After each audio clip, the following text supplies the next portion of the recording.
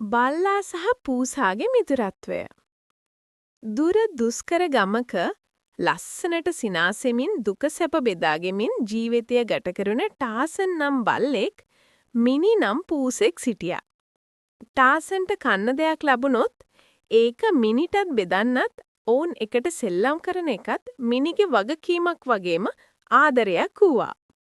එක දවසක ගමේ මිනිසෙක් කෑම සොයා ගමනක් ගියා. මිනි ටාසනුත් ඔහුට උදව් කරන්නත් එක්ක ඒ ගමනට එකතු වුණා. මගදී දරකුණු ගොඩක් ළඟදී ඔවුන්ට රන් වැලක් හම්බුණා. ටාසන් කිව්වා මෙයා අපි ගෙදර අයිතිකාරියට දෙමු. ඇය ඒක පාවිච්චි කරලා සතුටින් නිදීවි කියලා. මිනිට මොනවාදෝ මතකයට ආවද කියන්න බෑ. ඇය කාමරයට ගිහිල්ලා රන් වැල කෙළවරකින් ඉඳන් වාදනය කරන්න පටන් ගත්තා. ඒ වාදනයෙන් මුළු ගමේම මිනිසුන්ගේ හුස්ම ගැනීම පවා නවත්තුණා. එය ඊටමත් මනරමී වාදනයක් වූවා.